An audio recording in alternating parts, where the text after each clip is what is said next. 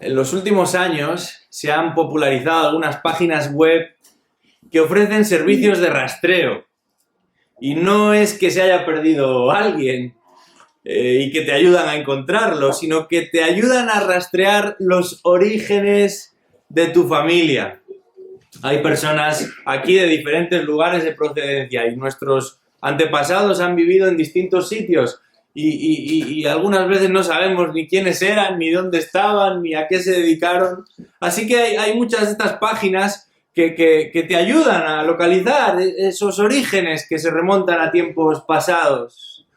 Hay muchas, pero una de las más conocidas se llama Ancestry. Y pagando una módica cantidad que varía entre los 75 y los 250 euros, te dirán cuáles son tus raíces, de dónde proceden tus apellidos, quiénes son tus antepasados e incluso por medio de tu ADN cuáles son las razas que configuran tu árbol genealógico y en qué porcentaje cada una de ellas está presente en la historia familiar.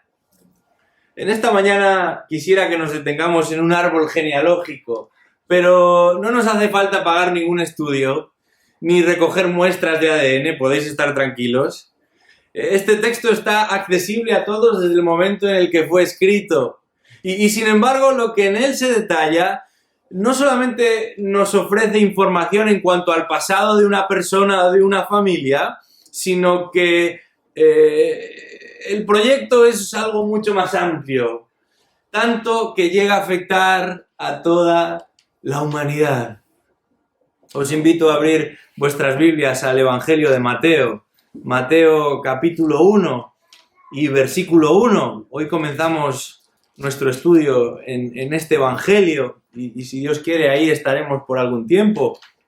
Pero vamos a comenzar leyendo en el versículo 1 de Mateo capítulo 1. Dice así la palabra de Dios. Libro de la genealogía de Jesucristo, hijo de David, hijo de Abraham. Abraham engendró a Isaac, Isaac a Jacob, y Jacob a Judá y a sus hermanos. Judá engendró de Tamar a Fares y a Zara. Fares engendró a Esrom y Esrom a Aram. Aram engendró a Aminadab, Aminadab a Nasón y Nasón a Salmón. Salmón engendró de Rahab a Booz, y Booz engendró de Ruth a Obed, y Obed engendró a Isaí. Isaí engendró al rey David. Y David engendró a Salomón, de la que había sido mujer de Urías. Salomón engendró a Roboam, Roboam a Abías y Abías a Asa. Asa engendró a Josafat, Josafat a Joram y Joram a Uzías. Uzías engendró a Jotam, Jotam a Acaz y Acaz a Ezequías. Ezequías engendró a Manasés, Manasés a Amón y Amón a Josías. Josías engendró a Jeconías y a sus hermanos durante la deportación a Babilonia. Después de la deportación a Babilonia, Jeconías engendró a Salatiel y Salatiel a Zorobabel. Zorobabel engendró a Abiud, Abiud a Eliakim y Eliakim a Azor. Azor engendró a Sadoc, Sadoc a Akim y Akim a Eliud. Eliud engendró a Eleazar, Eleazar a Matán y Matán a Jacob. Jacob engendró a José, el marido de María, de la cual nació Jesús, llamado el Cristo.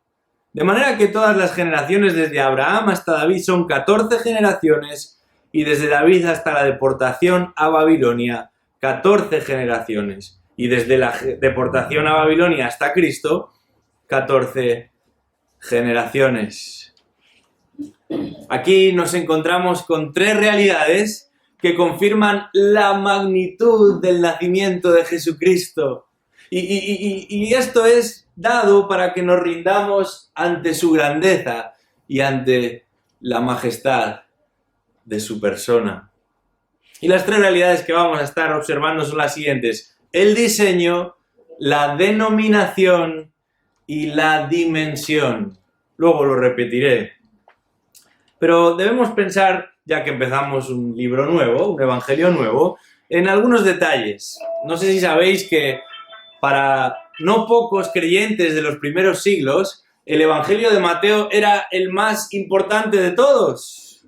Porque de alguna manera Mateo nos ofrece una conexión con lo que ha sucedido anteriormente, una explicación de lo que se ha dicho anteriormente, pero también una aportación a lo que está por venir. El evangelista nos habla de lo que sucede mucho tiempo antes, de ahí que se incluya una genealogía tan larga como esta, con más de 40 nombres.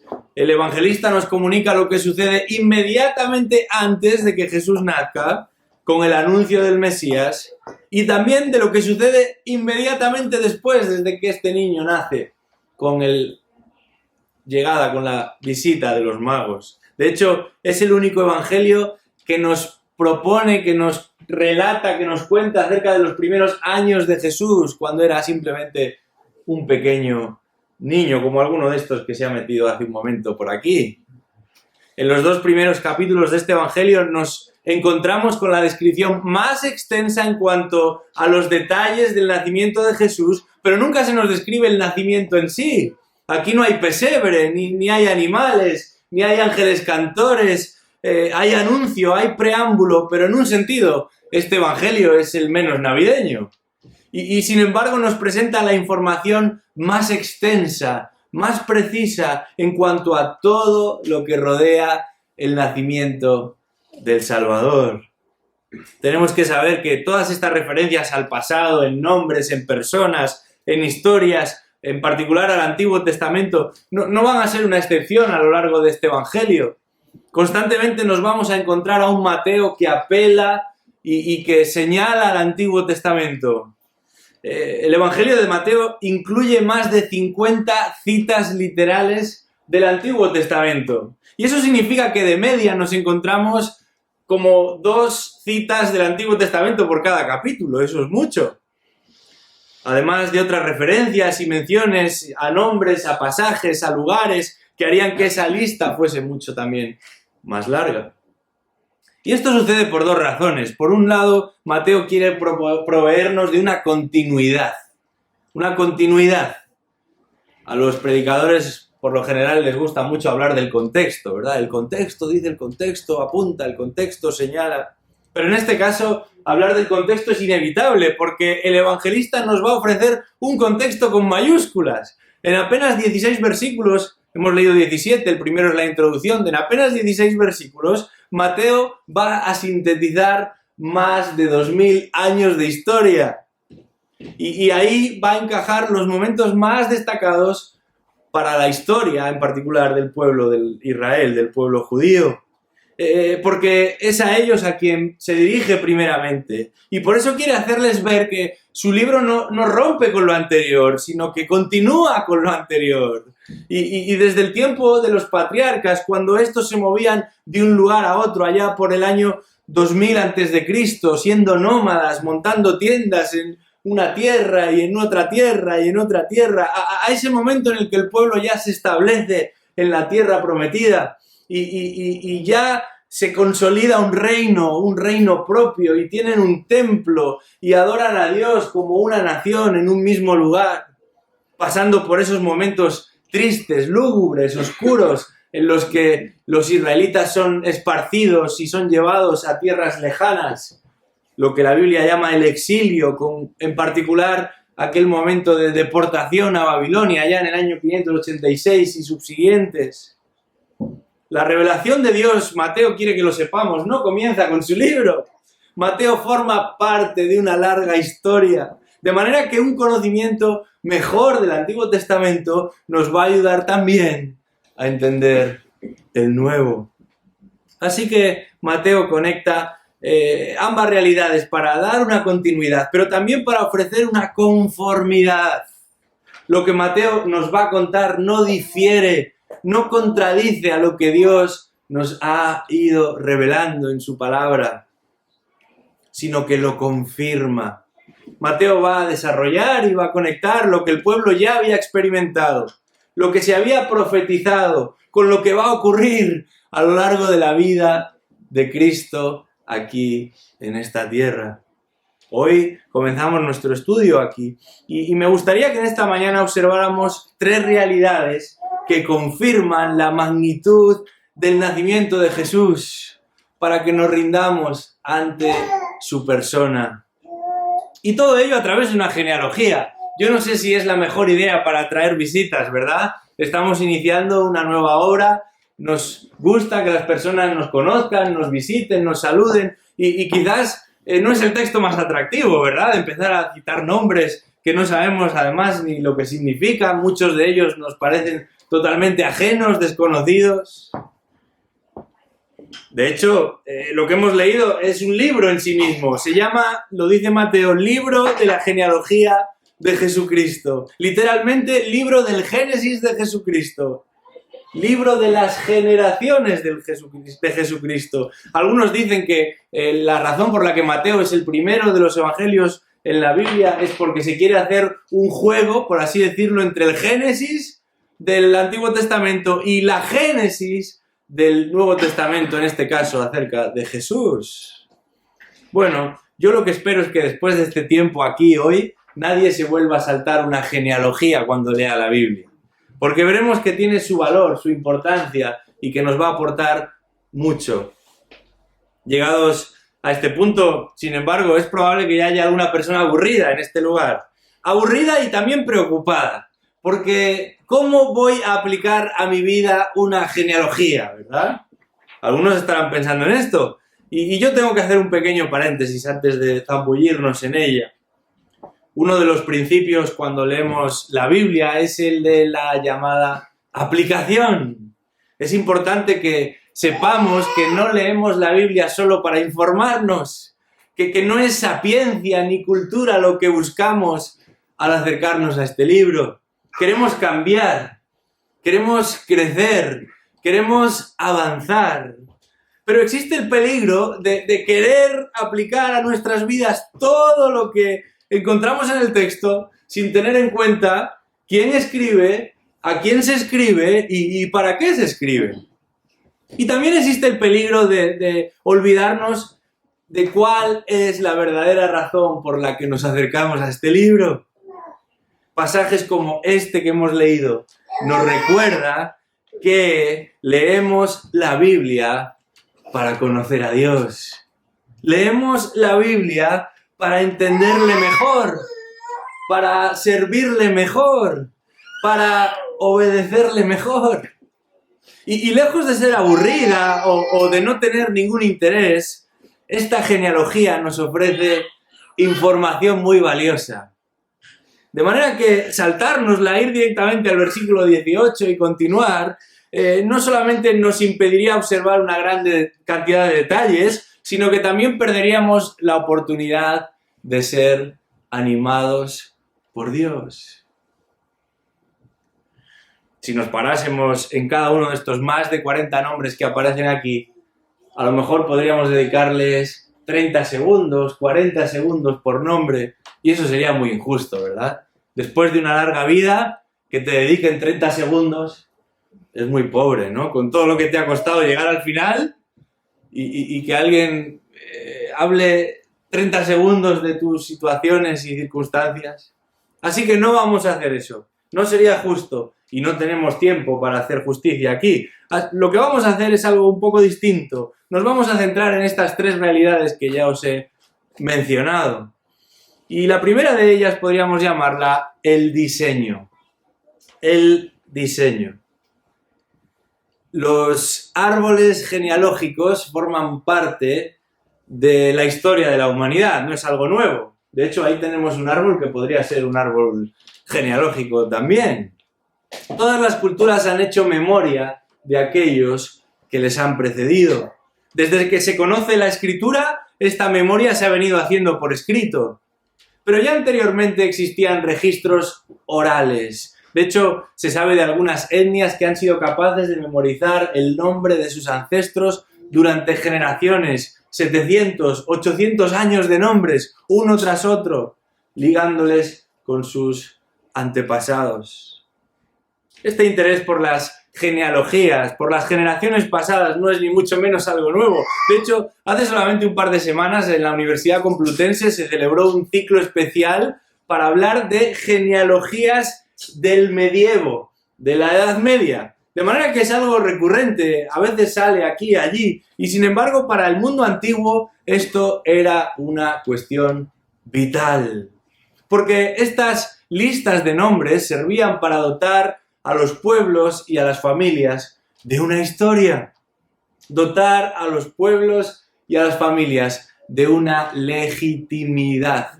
De hecho, en las culturas antiguas se hacían genealogías hasta de los dioses, buscando demostrar que el suyo era el más antiguo y que había estado ahí ya desde el principio. Los judíos mismos estaban muy acostumbrados a las listas de nombres. En el Antiguo Testamento, si lo has leído, te habrás dado cuenta de que hay bastantes listas de nombres. Y sin embargo, el diseño de la que acabamos de leer es muy distinta a todas ellas. Y cuando hablo de diseño no me refiero a los grupos estos de 14, 14 y 14 generaciones que menciona el versículo 17, ni a las divisiones según las distintas etapas históricas que tienen lugar, porque la genealogía está dividida en partes históricas muy bien diferenciadas. El último versículo nos lo confirma. Fijaos, dice ahí: todas las generaciones desde Abraham hasta David son 14, desde David hasta la deportación de Babilonia son 14, y desde la deportación a Babilonia hasta Cristo, 14. Se trata de momentos muy bien definidos. Se nos habla ahí de la historia de un nacimiento, de la historia de una consolidación y también de la historia de una decadencia hasta que Cristo nace. La época de los patriarcas, la época de la monarquía, la época del exilio y aún de lo que sucede cuando ese pueblo regresa desde Babilonia. Pero esta genealogía es peculiar, su diseño es distinto incluso si la comparamos con la otra que tenemos en el Evangelio de Lucas, capítulo 3. Allí encontramos singularidades que se salen de lo habitual, empezando por el título que Mateo le ha dado. Ya hemos dicho que el Evangelio de Mateo comienza de la siguiente manera: libro del Génesis de Jesucristo. Libro de las generaciones de Jesucristo. Y lo interesante es que las genealogías al uso normalmente llevan el título del primero de la estirpe, del primero que nace. Ese es el bueno, ese es el grande, ese es el importante, y a partir de él vienen todos los demás. Sin embargo, en este caso, al título se le pone el nombre del último en nacer, porque en este caso Mateo quiere que sepamos que el último en nacer es el primero en importancia, es el primero en valor y en majestad. El evangelista quiere dejarnos claro desde un principio que Jesucristo es el personaje principal. Ningún otro puede hacerle sombra. Todos ellos, podemos decirlo así, son teloneros que van preparando el escenario al invitado especial. Y claro que cada uno de ellos tiene su función. Claro que son necesarios por haber llegado hasta aquí. No le digas al telonero que no importa si toca o no toca, ¿verdad? No le digas a él que se ha preparado con mucho detalle, con mucho interés, que bueno, si no le enchufan la guitarra y el micrófono no pasa nada. No, claro que tiene su valor. Está cumpliendo con una función. Pero la cumbre de la montaña, el hito en el camino, la cúspide, la cima, el eje principal sobre el que se articula no solo el Evangelio, sino toda la Biblia, es la persona de Jesucristo. Y por eso Mateo diseña su genealogía, su lista, y pone a Jesús como el primero, como el título principal. Otra de las particularidades que hacen de este diseño algo distinto lo encontramos en los nombres que se mencionan. Ya lo hemos dicho hace un momento. El versículo 17 nos habla de generaciones desde Abraham hasta David, de David hasta Babilonia, de Babilonia hasta Cristo. Y se habla de 14, 14, 14. Bueno, no vamos a perder el tiempo en este detalle. Podemos sumar 14. No hace falta ser un gran aritmético ni comprarse un ábaco, ¿verdad? De esos que se usaban antes. Pero en esta lista no están todos los que son, faltan algunos. Faltan algunos. Hay más personas que forman parte del árbol genealógico de Jesús y sin embargo no aparecen aquí. ¿Por qué? Bueno, uno podría pensar que se trata de un error histórico. A lo mejor no tenían los datos, faltó o falló la transmisión, quizás Mateo no era un hombre tan capaz y se liaba como nos pasa a tantos otros con los nombres. Pero no nos olvidemos que Mateo A lo mejor otra cosa no, pero era especialista en hacer listas. Mateo había sido recaudador de impuestos y su trabajo dependía de que las listas estuviesen bien hechas. Listas de acreedores, listas de deudores, listas de devoluciones, listas de pagos, listas y más listas. Así que Mateo empiece haciendo una lista, a los que lo conocían seguramente no les extrañó demasiado. De manera que aparezcan ciertos nombres y se prescinda de otros nombres responde a una explicación. No sucede porque sí. Y llegados a este punto, no podemos olvidar que la Biblia es un libro que nos relata, que nos cuenta, que nos narra la historia desde la óptica de Dios. Y haremos bien en entender el mundo desde esa misma perspectiva. Algunos antepasados de Jesús no están, y no están como resultado de su rebeldía, de su rechazo a la palabra de Dios. Otros no están porque su presencia no es relevante en este momento, no es pertinente, y eso humanamente hablando nos puede sorprender, ¿verdad? Pero Mateo no maquilla los datos. No es que solo los sabios y los guapos aparecen en esta lista.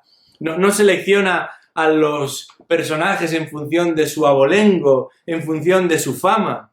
Si solamente hubiera incluido a los que lo hicieron bien, entonces de esos más de 40 nombres habría que reducir la lista a uno solo, a la persona de Jesús misma.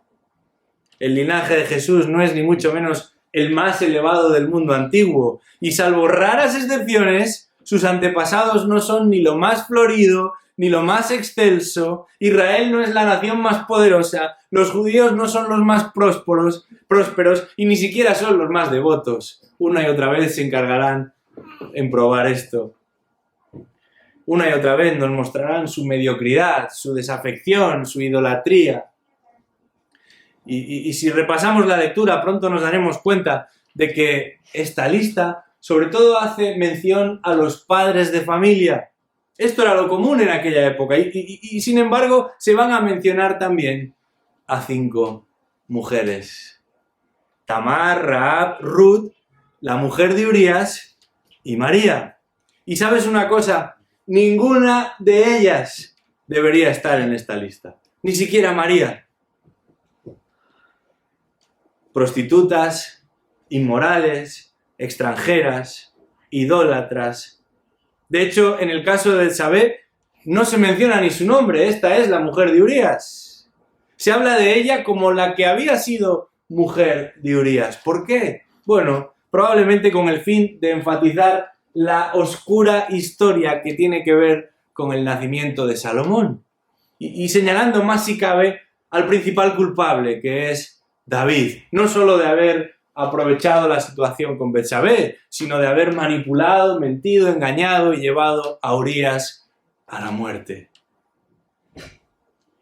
En el caso de María, muy célebre, sobre todo en estas fechas, tampoco tendría que estar en esa lista, ni siquiera tendría que estar en esa lista, empezando porque ella nunca se unió a su marido, ¿verdad?, para quedarse embarazada. Y si la lista es de José y no tuvo contacto con José, entonces su lugar en esta lista no tiene más sentido del que ahora explicaremos. En aquella época, en las genealogías solo se incluían a los nombres de los padres de familia, pero a Dios no le preocupan los estándares culturales, ni le frenan los prejuicios históricos tampoco.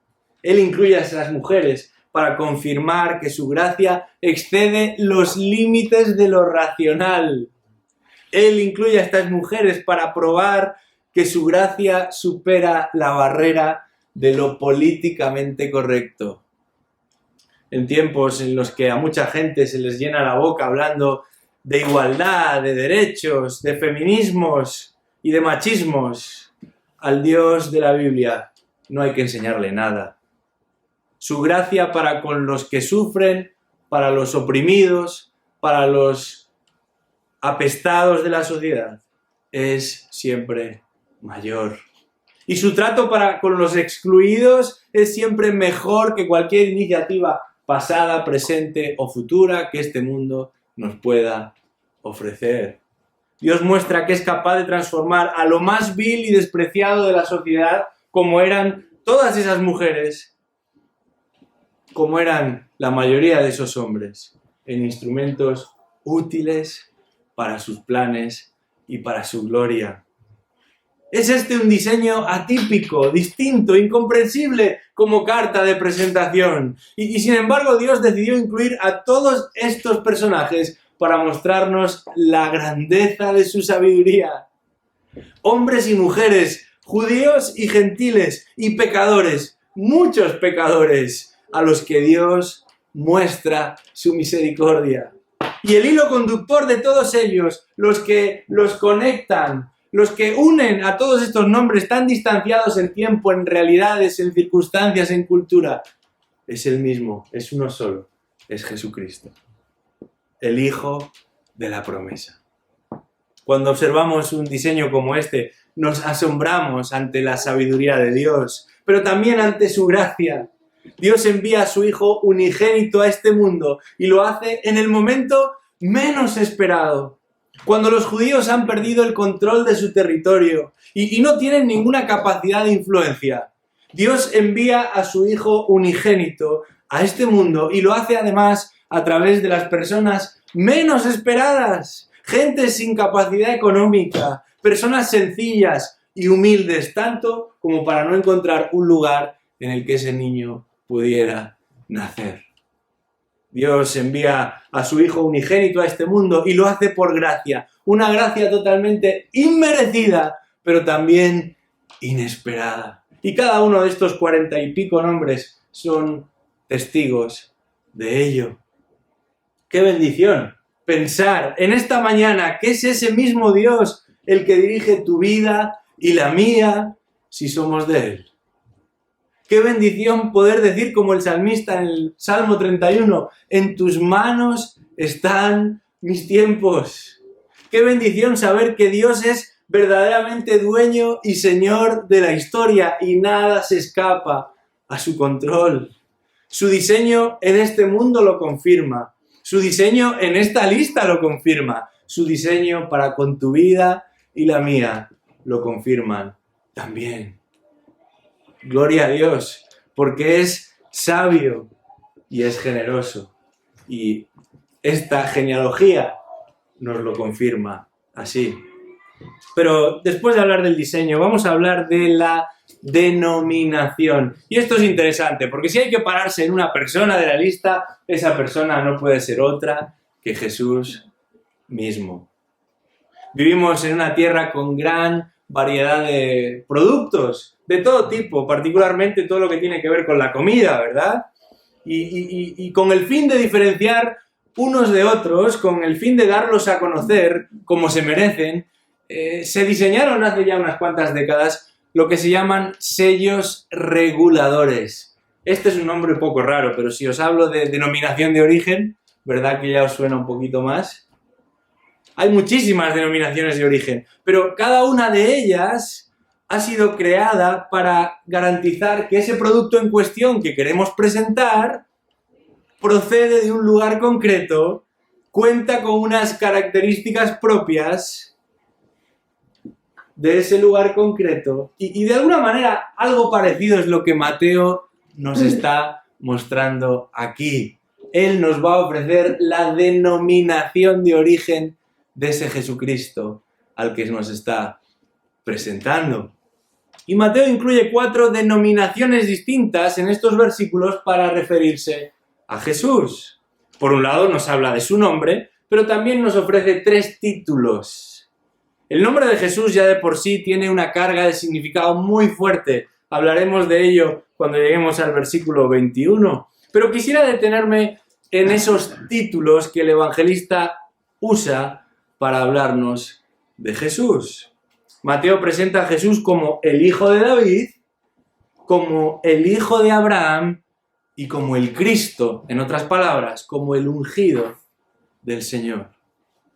Entre todos estos nombres de personas de carne y hueso que se van a incluir, el texto va a destacar a 2 individuos, a los que Mateo les va a dar preeminencia. David y Abraham. Y además por ese orden. Primero David y después Abraham.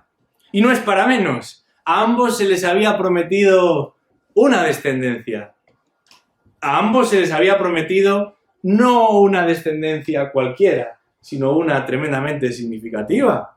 El versículo primero nos informa que Jesús es hijo del padre de la nación, Abraham, y del rey por antonomasia, David. Pero empecemos con la referencia a David, porque así empieza Mateo también.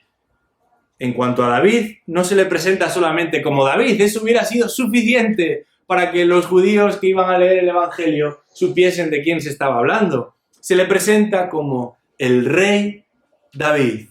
Y aunque en la lista aparecerán una docena de reyes más, al único al que se le llama rey es al rey David. Y esto es para señalar que su figura, en un sentido, está ya por encima de todas las demás. Y es importante tenerlo en cuenta porque a lo largo de este Evangelio se hablará una y otra vez del rey y del reino, del rey y del reino, del rey y del reino. Y claro que hay más descendientes de David que Jesucristo. De hecho, en el Evangelio de Lucas es muy interesante porque la genealogía nos presenta la otra línea de descendientes de David. Sabemos que David tuvo más hijos, en este caso se habla de Salomón y sus descendientes. En el Evangelio de Lucas se va a hablar de Natán, otro hijo de David, y de sus descendientes. Y ahí precisamente es de donde viene María también. María es descendiente de David, de manera que Jesús es descendiente de David por los dos lados. Por el lado de José, a través de Salomón. Por el lado de María, a través de Natán, ambos hijos de David. Físicamente será descendiente de David por parte de María, legalmente será descendiente de parte de David por parte de José. Fijaos, en 2 Samuel 7:16 Dios le dice a David: tu casa y tu reino permanecerán para siempre delante de mí. Tu trono será establecido para siempre. ¡Qué promesa! Cualquier rey quisiera escuchar estas palabras. Vivimos en un momento histórico en el que la monarquía en este país se cuestiona, aunque eso ha sucedido siempre en realidad, si vamos a los libros de historia. Pero seguramente al rey actual le gustaría que le prometieran algo parecido, ¿verdad? Y ya no hablemos de ese para siempre, tu trono será establecido para siempre. De manera que David podía pensar que su hijo, el siguiente rey, y el hijo de su hijo, y el hijo de su hijo, guardarían esa línea de forma indisoluble. Pero sabemos que no fue así.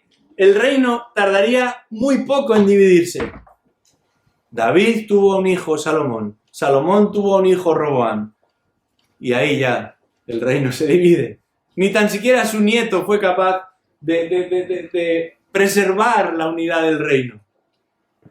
Pero Dios promete que uno de sus descendientes establecería el trono para siempre. Y Mateo, en su Evangelio, quiere dejarnos claro que ese momento ha llegado y ese legítimo heredero al trono de David no es otro que Jesucristo.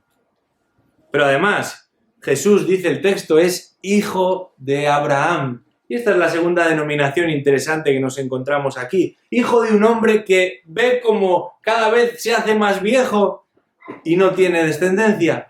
Hijo de un hombre que ha orado y llorado junto a su mujer para que ella pudiera concebir a un hijo. Pero ese momento no llega.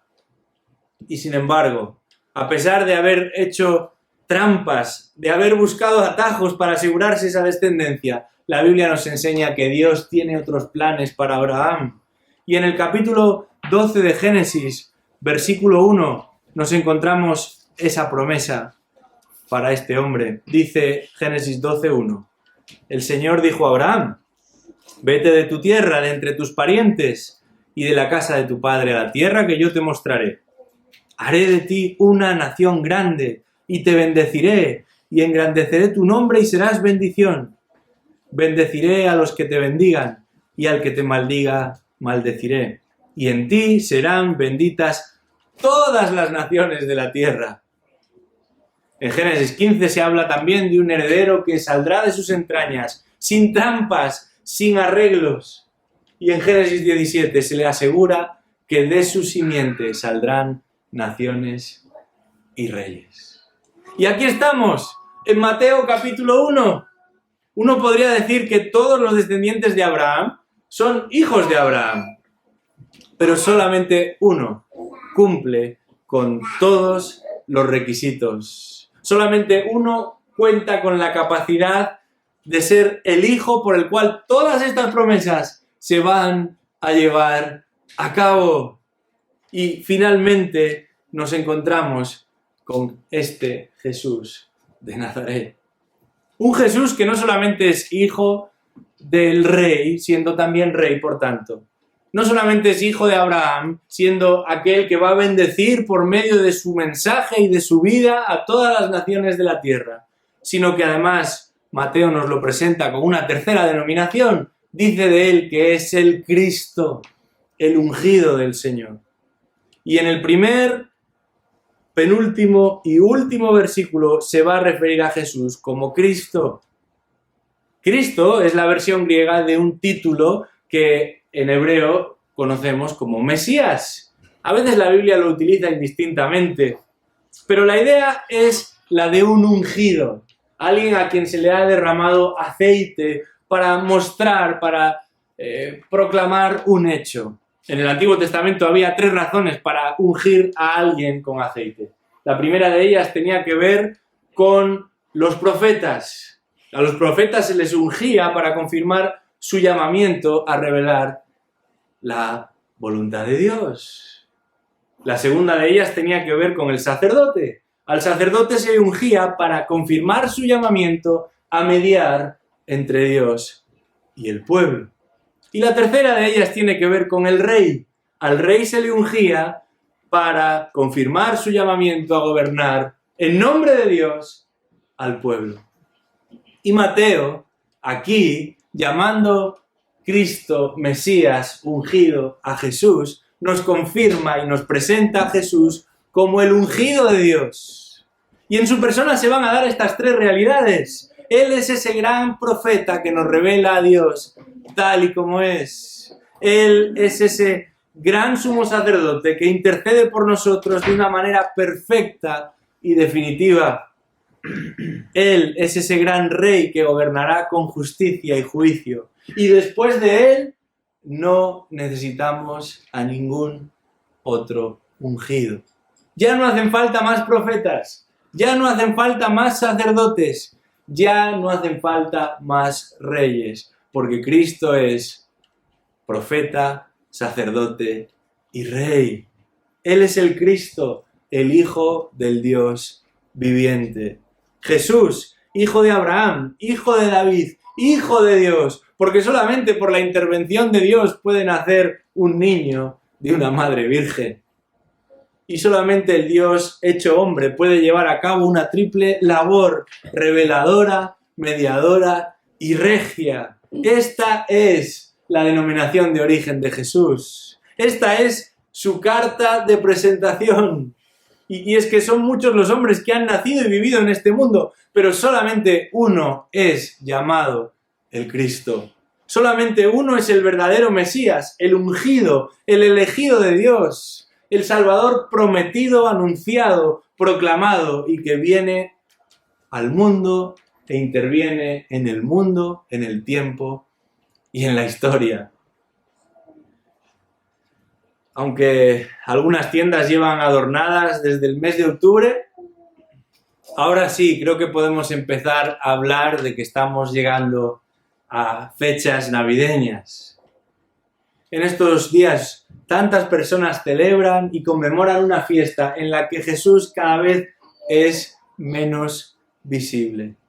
Y sin embargo, nosotros tenemos la oportunidad de oro para reivindicar la verdadera denominación del único que es capaz de cambiar tu realidad y la mía.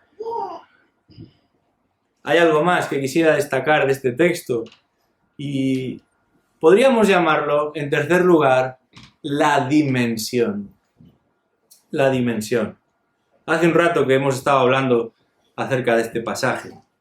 Pero para leer el texto creo que no hemos dedicado más de 3 minutos. Y sin embargo, para que Jesús naciese, habrían de pasar más de 2000 años, miles de años de espera.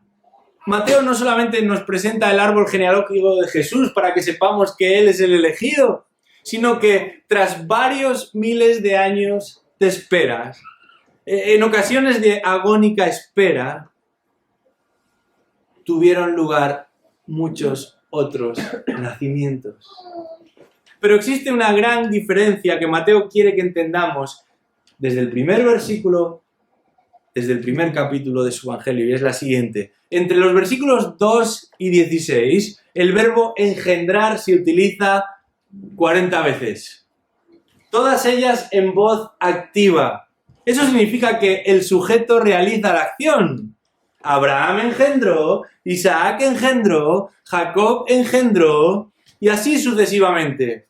Pero hay una excepción, solamente una excepción, solamente una vez de esas 40 veces que se utiliza la palabra engendrar, se usa de manera pasiva. ¿Qué quiere decir ellos? Mateo está enfatizando que a diferencia de lo que sucede con todos los demás nacimientos, el caso de Jesús es distinto. Distinto en cuanto al padre, distinto en cuanto a la madre, distinto porque no será José quien engendre a Jesús. Distinto porque María va a ser engendrada, pero no por su marido, sino, como veremos la próxima vez, por el Espíritu Santo de Dios. Los patriarcas, los pactos, los profetas, los 400 años de silencio. Mateo va a recontar más de 2000 años de historia. Todo hasta llegar a este momento.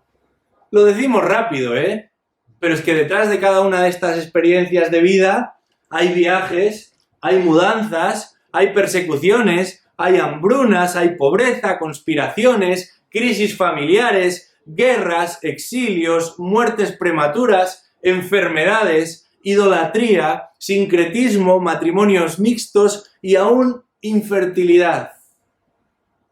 Y todos estos y otros contratiempos fácilmente pudieron haber echado a perder todas esas promesas hechas miles de años antes. Pero nada ni nadie, nos dice Mateo, ni propios ni ajenos, impidieron que Dios cumpliese con lo anunciado.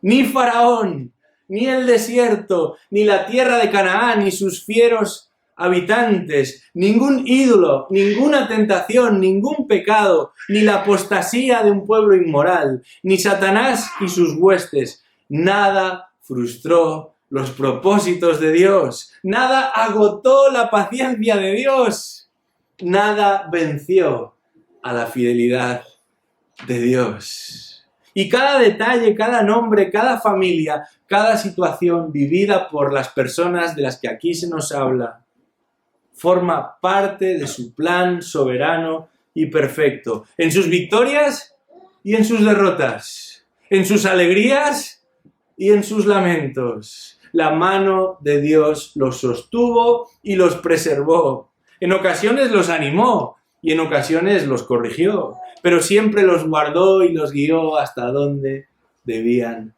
llegar. Hasta aquí, hasta este momento en el que nos encontramos, y citando al mismo Pablo, cuando vino el cumplimiento del tiempo, Dios envió a su Hijo, nacido de mujer, nacido bajo la ley.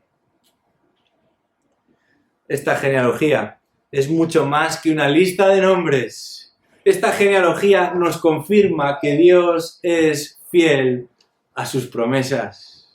Nos habla de la sabiduría y de la gracia de Dios al trazar un diseño tan particular, usando a personas tan peculiares con el fin de alcanzar sus propósitos. Pero nos habla también del poder de Dios, porque esta genealogía no es un boceto, no es una idea, no es una propuesta. Mateo escribe de lo que ya ha sucedido. Jesús, el Hijo de la promesa, ya nació y estas son sus credenciales. Esta lista no nos impulsa a mirar hacia atrás, buscando a los que ya no están. Nos impulsa a mirar hacia arriba, a la persona de Dios mismo. nos habla de la belleza de sus planes, de su cuidado inigualable en las vidas de cada una de las personas citadas aquí. Pero finalmente, esta lista nos habla de un nacimiento irrepetible. Y es que el Mesías prometido ya ha venido al mundo. No necesitamos otro y no conseguiremos a otro. Él es mucho más de lo que podemos imaginar, pero es todo lo que precisamos. El Hijo de David, el Hijo de Abraham, el unigénito Hijo de Dios, ha venido al mundo y lo ha hecho para librarnos de nuestra condición. Lo ha hecho para salvarnos de nuestra perdición. Jesús cumple con todos los requisitos, con todas las cláusulas, con todas las profecías, con todas las características anunciadas previamente. Y sin embargo, los contemporáneos de este Jesús lo rechazaron. Y no fue por falta de información, sino por rebelión. Eso es todo lo que nos impide reconocer a este Cristo tal y como Él se merece. Y por eso en esta mañana, si todavía no lo has hecho, pídele a Dios que arranque la venda de tus ojos, que te deje ver al Rey de los siglos, aquel que ha venido para cambiar la historia y también la historia de tu vida. Y no importa cuán oscura sea tu realidad, no importa cuántas sean tus dudas o cuán negros sean tus pecados. Cada uno de los personajes que aquí se mencionan nos demuestra que Dios es poderoso para cambiar una vida destinada a la miseria, la mediocridad y el fracaso y convertirla en un canal glorioso que apunta al Salvador, al Rey, al Señor de este mundo y del que vendrá. Que el Señor nos permita pensar en Cristo de esta manera y nunca menos. Vamos a orar. Señor, en este día te damos las gracias porque no hay duda posible, no hay confusión. Jesús es el Hijo prometido. Te damos las gracias por cómo has manejado, cuidado y ayudado para que su nacimiento tuviera lugar en el momento preciso, en el lugar indicado, por medio de los instrumentos que tú escogiste para ello. Te damos las gracias porque de su obra y de su persona hemos sido muy enriquecidos. Te pedimos que podamos valorar su grandeza como Él merece y como se merece. Pero también oramos por alguna persona aquí que todavía no disfruta de los beneficios de estar a bien con Dios, de haber sido reconciliados con Dios por medio de Cristo y de su obra en la cruz, pagando por un pecado que nosotros no podíamos borrar, aportando una justicia que nosotros no podíamos ganar. Oramos para que tú quites la venda de sus ojos y esa persona pueda entrar en paz contigo y disfrutar de lo glorioso de tu persona. Pedimos esto en el nombre de Jesús. Amén.